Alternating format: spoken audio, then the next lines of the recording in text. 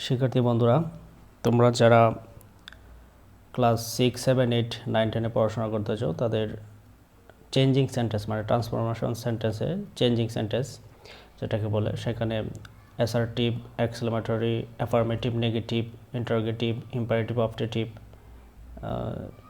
Voice, তারপর comparison degree, ওইসব টপিক্সের উপর কোয়েশ্চেন থাকে।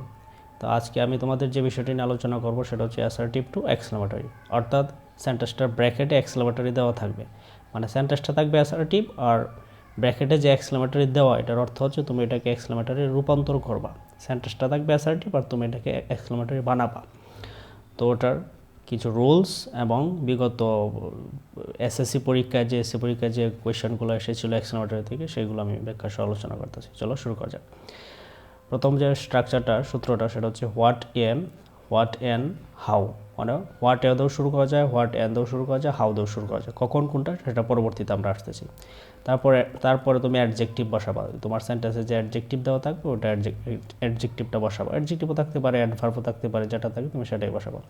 প্লাস ওর পরে একটা নাউন ল্যাব, যদি ওই সেন্টেন্সে একটা নাউন থাকে তখন ওই নাউনটা তুমি বসাবা, যদি থাকে, না থাকলে তো আর বসাতে পারবা না।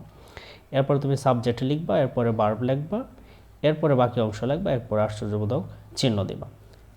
এখন প্রশ্ন হলো যে এখানে তো আমি 3টা অপশান দিচ্ছি, তাহলে কখন কোনটা? এখানে লেখা আছে ভার্বের পরে, তোমার যে সেন্টেন্সটা দেওয়া থাকবে ওখানে ভার্বের পরে যদি আর্টিকেল এ এন থাকে তখন তুমি হোয়াট এ অথবা হোয়াট এন দা শুরু করবা। এখন প্রশ্ন হলো কখন হোয়াট এ আর কখন হোয়াট এন।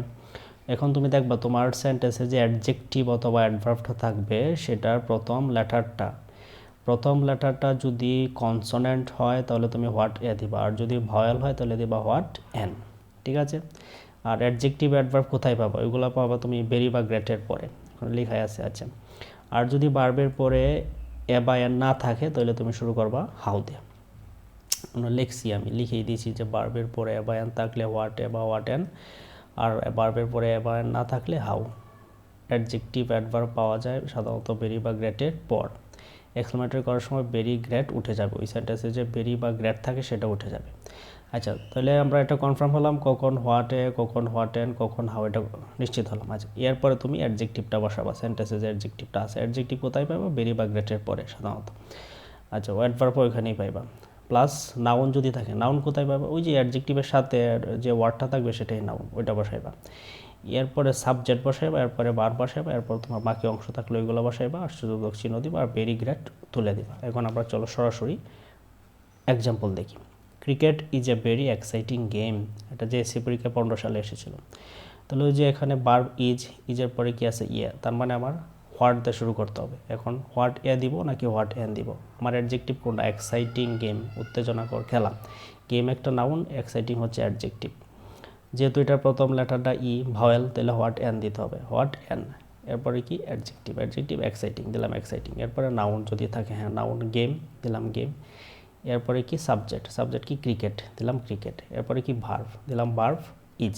তো ভেরি তো উঠে যাইব, পরে আশ্চর্যবোধক চিহ্ন। এখন বলতেছে বাকি অংশ তো আমার সেন্টেন্সে নাই, তাহলে বাকি অংশ দিব কইতে?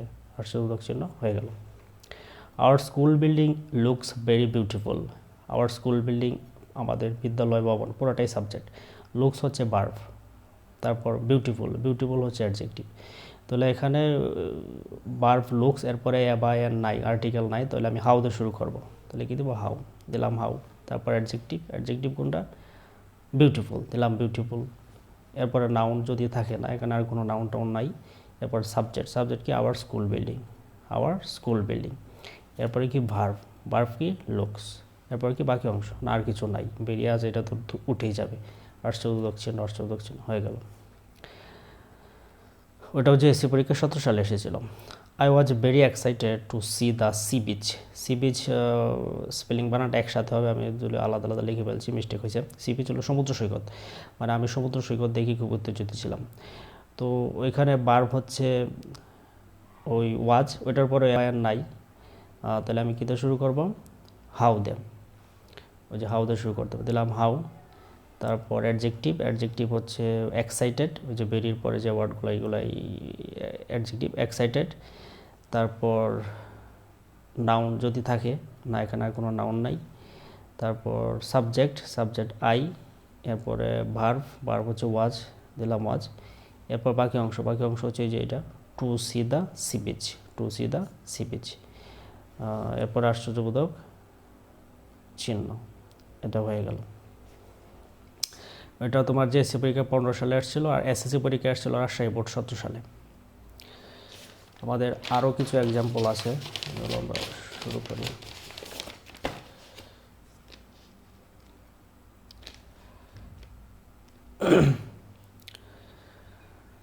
এখানে দেখো, a corrupt person leads a very unhappy life.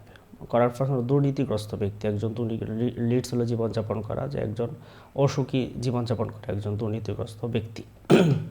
ওটা ময়মনসিংহ বোর্ড এসএসসি পরীক্ষায় আসছিল 24 সালে। তো এখানে করাপ্ট পারসন হচ্ছে দুর্নীতিগ্রস্ত ব্যক্তির সাবজেক্ট, লিডস হচ্ছে ভার্বের পরে এ আছে, আর্টিকেল এ বা এন আছে, তাহলে আমাকে হোয়াট দিয়ে শুরু করতে হবে, হোয়াট। এখন হোয়াট এ দিব না হোয়াট এন দিব, আমার অ্যাডজেক্টিভ হচ্ছে আনহ্যাপি, যেহেতু ইউ ভাওয়েল তাহলে হোয়াট এন দিতে হবে। তারপর কি অ্যাডজেক্টিভ আনহ্যাপি, এরপর একটা নাউন আছে এর সাথে লাইফ, তারপর সাবজেক্ট এ করাপ্ট পারসন, এরপরে ভার্ব লিডস আশ্চর্যবোধক চিহ্ন, হয়ে গেল এটা। It assumes a very terrible shape in the rainy season, মানে ওটা বর্ষাকালে ভয়ঙ্কর আকার ধারণ করে। ট্রেবল অর্থ হচ্ছে ভয়ঙ্কর, শেপ হলো আকার, অ্যাসিউম হচ্ছে এখানে ভার্ব ধারণ করে। এটা সাধারণত পদ্মা নদী, পদ্মা রিভার থেকে কোয়েশ্চেনটা নেওয়া হয়ে গেছে, ওটা জেএসসি 15 সালে এসেছিল। আচ্ছা, তাহলে এখানে ভার্ব হচ্ছে অ্যাসিউম, ওটার পরে আর্টিকেল আছে, তাহলে আমরা হোয়াট দিয়ে শুরু করব। আর অ্যাডজেক্টিভ হচ্ছে ট্রেবল, এটা কনসোনেন্ট, তাহলে হোয়াট এ দিব। তারপর অ্যাডজেক্টিভ ট্রেবল, এরপরে একটা নাউন আছে শেপ, দিলাম শেপ। এরপর সাবজেক্ট দিলাম ইট, এরপরে ভার্ব দিলাম অ্যাসিউমস, আর বাকি অংশ দিলাম ইন দ্য রেনি সিজন, আশ্চর্যবোধক চিহ্ন, হয়ে গেল। বেরিয়ে উঠেই যাবে। তারপর the beauty of moonlit night is very charming, চাঁদনি রাতের সৌন্দর্য খুবই মনোমুগ্ধকর। তো এখানে the beauty of moonlit night হচ্ছে সাবজেক্ট, ইজ ভার্বের পরে আর্টিকেল এ বা এর নাই, তাহলে আমি হাউ দিয়ে শুরু করব। তারপর অ্যাডজেক্টিভ হচ্ছে চার্মিং, দিলাম চার্মিং। তারপর subject the beauty of moonlit night, তারপর ভার্ব হচ্ছে আমার ইজটা দিতে হবে, এখানে মিস্টেক হয়েছে, ইজ, এরপর আশ্চর্যবোধক চিহ্ন, how charming the beauty of moonlit night is, এটা আশ্চর্যবোধক চিহ্নটা। আচ্ছা, ওটা ঢাকা বোর্ড 24 সালে এসএসসি পরীক্ষা আছে। পরে polluted water is very dangerous for our life, polluted দূষিত পানি খুবই বিপজ্জনক আমাদের জীবনের জন্য। ওটা যশোর বোর্ডে এসেছিল এসএসসি পরীক্ষায় 24 সালে। তাহলে পলিউটেড ওটার সাবজেক্ট ইজ হচ্ছে ভার্ব, এটার পরেও আর্টিকেল নাই, তাহলে হাউ দিয়ে শুরু করবো, হাউ। তারপর অ্যাডজেক্টিভ ডেঞ্জারাস, দিলাম ডেঞ্জারাস। তারপর সাবজেক্ট পলিউটেড ওয়াটার, দিলাম পলিউটেড ওয়াটার। তারপর ভার্ব ইজ, দিলাম ইজ, বাকি অংশ ফর আওয়ার লাইফ। তারপর আশ্চর্যবোধক চিহ্ন, হয়ে গেল। হি ইজ এ গ্রেটফুল, ফুল অর্থ হলো বোকা, ওটা এসএসসি পরীক্ষায় 23 সালে এসেছিল, আচ্ছা, সিলেট বোর্ডে। তাহলে he is a grateful, he subject is ভার্বের পরে আর্টিকেল এবার আছে, তাহলে হোয়াট দিয়ে শুরু করবো, হোয়াট। আর যেহেতু অ্যাডজেক্টিভ হচ্ছে ফুলের প্রথম অক্ষর কনসোনেন্ট, তাহলে হোয়াট এ দিব। তারপর অ্যাডজেক্টিভ ফুল, তারপর সাবজেক্ট হি, তারপর ভার্ব হচ্ছে ইজ, আশ্চর্যবোধক চিহ্ন, হয়ে গেল এটা।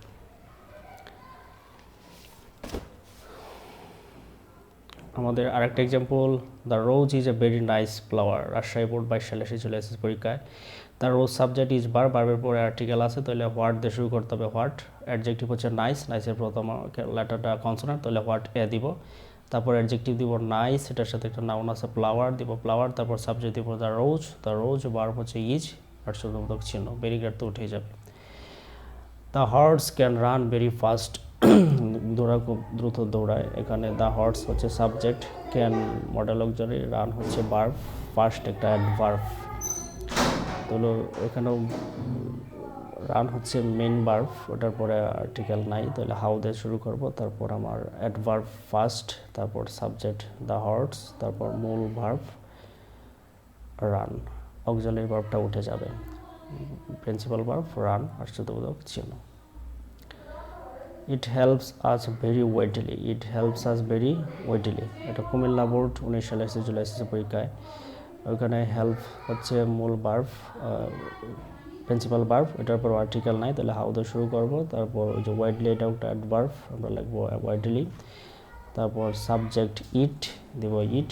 তারপর ভার্ব হেল্পস, তারপর বাকি অংশ আজ রাষ্ট্রবোধক চিহ্ন। আচ্ছা, এইগুলো নিয়ম। এখন আরেকটা রুলস হচ্ছে অ্যাসার্টিভ সেন্টেন্স যদি উইশ থাকে, উইশ মানে ইচ্ছা, ও তাকে এক্সক্লেমেটরি করার নিয়ম। প্রথম রুলসটা হচ্ছে এখানে দুইটা সাবজেক্ট থাকে উইশযুক্ত সেন্টেন্সে, তাহলে প্রথম সাবজেক্ট এবং উইশের পরিবর্তে আমরা ইফ দিব অথবা উড দ্যাট, যেটাই দিই না, ইফও দিতে পারবো উড দ্যাটও দিতে পারবো। তারপর বাকি অংশ আশ্চর্যবোধক চিহ্ন।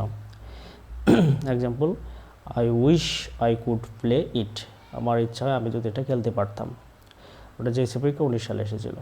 তাহলে যেহেতু উইশ আছে, তাহলে আমি শুরুতে ইফ দিতে পারি অথবা উড দ্যাট। আমি দুইটা দিয়েছি, তোমরা যে কোনো একটা দিতে পারো, ইফ অথবা উড দ্যাট।